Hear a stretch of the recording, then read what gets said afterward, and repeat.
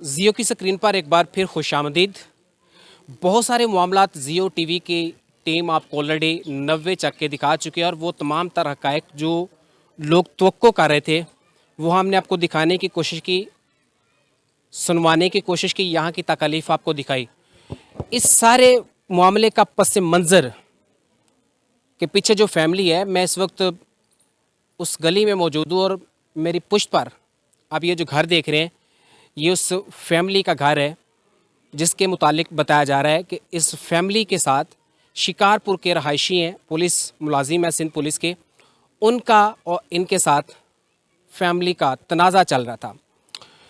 इस वजह से चूँकि दहशतगर्दी के मामला सामने आए और मैं आपको बताना ये चाह रहा हूँ कि ये सारी गली इस तरफ और मेरी इस तरफ ये सारी पुलिस ने सील कर रखी है। यहाँ पर सब लोग अपने अपने घरों को ताले लगाकर नामालूम मुकामात पर शिफ्ट हो चुके हैं, जा चुके हैं। मैं आपको फुटेज में दिखाने की कोशिश करता हूँ और मैंने जिस जिस घर नज़र की है वही घर जो है वो लॉक है, बंद है।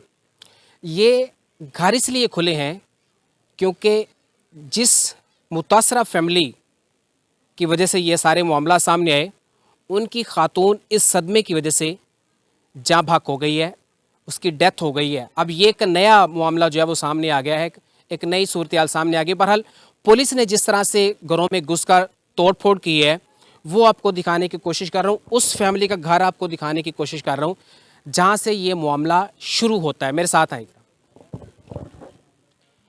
ये उस फैमिली का घर है जिसमें मैं इंटर हो रहा हूँ। सबसे पहले आप ये देखिए, ये दिखाइए, ये उल्टा पड़ा है सामान, ये वॉशिंग मशीन है, ये दिखाइए आप, ये वॉशिंग मशीन आप देख रहे हैं, ये फेंकी पड़ी है। ये मोटर आप देखिए ज़रा, ये मोटर जो है ये मुबैना तौर पर पुलिस की जानिब से तोड़ दी गई है। चार पाइयाँ देखें तोड़ दी गई हैं, ये उनके खाने पीने के बर्तन हैं, ये सारे अभी तक बिखरे पड़े हैं। अब इस सब के पीछे एक और पस मंज़र भी है जो मैं आपको दिखाने की कोशिश करने लगा हूँ। ये देखिए, ये पेडिस्टल फैन है, ये भी पुलिस तोड़ गई है, लोगों का बताना है। और बदबख्ती ये सारा मामला जिस वजह से हुआ है वो यहाँ से शुरू होता है, क्योंकि बताया ये जा रहा है, ये आप आटा देख रहे हैं, आटा अभी भी उसी हालत में बरकरार है, उसी हालत में पड़ा है जिस हालत में जो खातून थी वो खाना बना रही थी, रोटियां बना रही थी। ये आटा अभी तक अपनी असली हालत में वैसे का वैसे ही बरकरार है, क्योंकि उसके बाद ये फैमिली यहाँ से चली गई खौफ के मारे। अब होता क्या है, बताया ये जा रहा है कि यहाँ पर जिस खातून को पुलिस अपने साथ ले जाने की कोशिश कर रही थी वो कंवारी बच्ची थी और उसकी 18 साल उम्र बताई गई। वो यहाँ पर बैठ के रोटियाँ बना रही थी।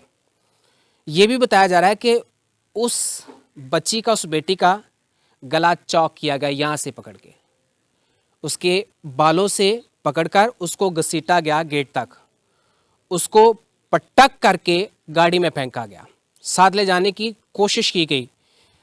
चीखों पुकार की सूरत में यहाँ के लोग यहाँ पर इकट्ठे होते हैं कि यहाँ पर कौन सी आफत आ गई है, यहाँ पर कौन सी मुसीबत आ पड़ी है कि यहाँ पर चीखों पुकार का आलम जो है वो सामने आना शुरू हो गया है। लोग देखते हैं कि बच्ची के साथ ज़दोकोप किया जा रहा है, बच्ची को ज़बरदस्ती गाड़ी में बिठाने की कोशिश की जा रही है, बच्ची को पकड़ के गाड़ी में बंद कर दिया गया है। जिस चंगान की बात कर रहे थे ज़की साहब, इस गांव के जो गालबन सरबरा हैं, उन्होंने बताया कि वो चंगान गाड़ी थी, उसमें प्राइवेट लोग थे, जिस गाड़ी में उस बच्ची को, उस बेटी को बंद कर लिया गया ज़बरदस्ती से, क्योंकि उनके साथ ख़वातीन के साथ बदतमीज़ी की जा रही थी, दस्तदराजी की जा रही थी, जिस वजह से यहाँ के नौजवानों को गुस्सा आया।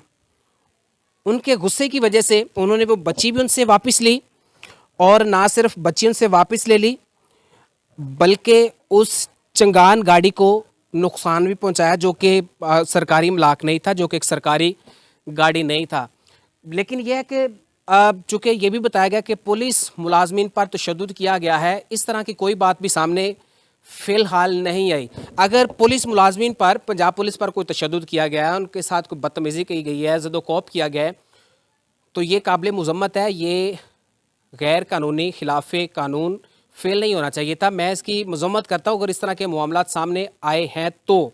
अगर प्राइवेट गाड़ी में प्राइवेट लोग आके इस तरह की गुंडागर्दी करते हैं तो फिर कोई भी गैरतमंद ये बर्दाश्त नहीं करता कि उनकी बेटी को, उनकी बहन को, उनकी बहू को, उनकी माँ को, उनकी बहन के साथ इस तरह का नारवा सलूक इख्तियार किया जाए। चलिए बल मैं आपको कमरे की सूरत हाल दिखाने की कोशिश करता हूँ कि कमरे में किस तरह की तोड़फोड़ की गई है। देखिए ये सामान देखिए बिखरा पड़ा है, अभी भी उसी हालत में बिखरा पड़ा है ये सामान।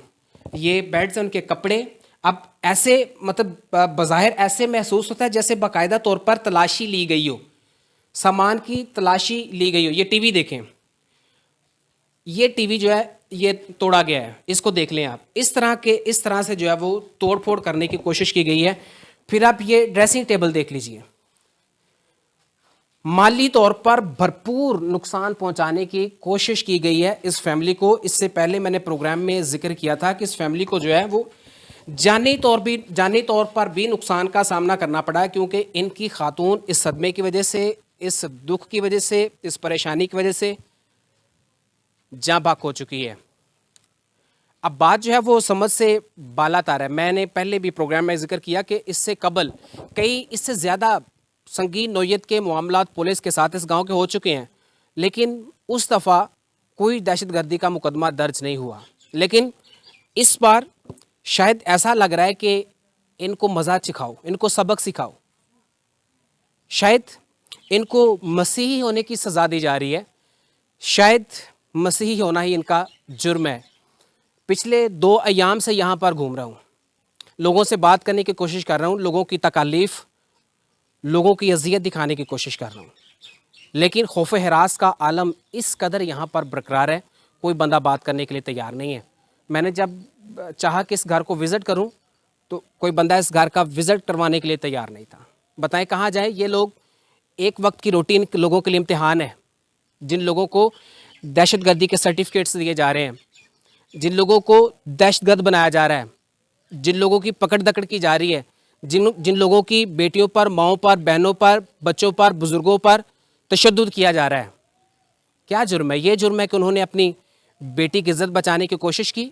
उनका जुर्म ये है कि उन्होंने अपनी बेटी को इनके हाथ नहीं जाने दिया। वो सिंध ले जाते, उसका किसी तरह से भी कोई गलत इस्तेमाल करते, कौन जिम्मेदार था? साथ पुलिस है। कहाँ जाएं ये लोग? किसको कहें कि हमें इंसाफ दे? डीपीओ साहब इनकी दादरसी करने के लिए तैयार नहीं है। किससे इंसाफ मांगे, किससे फरियाद करें, कहाँ जाए? इनकी दादरसी कौन करेगा? ये बात समझ से बालातर है। लोग अपने कारोबार यहाँ से बंद कर चुके हैं, अपनी दुकानें बंद कर चुके हैं। गरीब लोग हैं जो डेली कमा कर लाते हैं अपने बच्चों को खिलाने के लिए। जब वो नवाब फाटक से अंदर आते हैं, वहाँ पुलिस मुबैना तौर पर नाका लगा के बैठती है, शनाख्ती कार्ड चेक करते हैं, 90 चेक है, पकड़ के ले जाते हैं। तो इस तरह की ज़्यादती है, इस तरह का जुल्म है। ये कोई दुश्मनी इनसे निकाली जा रही है, कोई इंतकाम लिया जा रहा है इन लोगों से, किसी चीज़ की सज़ा दी जा रही है। मैं एक ज़िम्मेदार होने की हैसियत से मैं ये ज़रूर कहूँगा कि अगर किसी ने कोई खिलाफ़े कानून फेल किया है तो उसकी सज़ा सिर्फ उसी को मिलनी चाहिए जिसने किया है। बाकी सारे गांव का क्या कसूर है? सारे गांव ने पुलिस का क्या बिगाड़ा है? पुलिस अब एक ना सिर्फ पुलिस इदारे के तौर पर काम कर रही है, बल्कि एक पुलिस स्टेट का रोल प्ले कर रही है। पुलिस, जहन में रखिए, पुलिस स्टेट के तौर पर ना कोई जवाब देने वाला है, ना कोई सवाल पूछने वाला है, और ना कोई जवाब मांगने वाला है। अगर यही सूरत हाल बरकरार रही तो इस तरह के मामलात जो हैं फिर पता नहीं किस नौयत की सूरत हाल इख्तियार करेंगे। बहरहाल दीगर मामलात भी आपको दिखाने की कोशिश करते हैं। उस फैमिली की तरफ जाएंगे जिनकी खातून जो है वो इस सदमे की वजह से जान की बाजी हार चुकी है, डेथ हो गई है उसकी। अब उसका ज़िम्मेदार कौन है? ये भी तो सवाल है। उस खातून जिसकी जान चली गई है इस सदमे में, इस परेशानी में, इस रंज में, उसका ज़िम्मेदार कौन है? कोशिश करते हैं उस फैमिली से भी बात करने की। हमारे साथ रहेगा।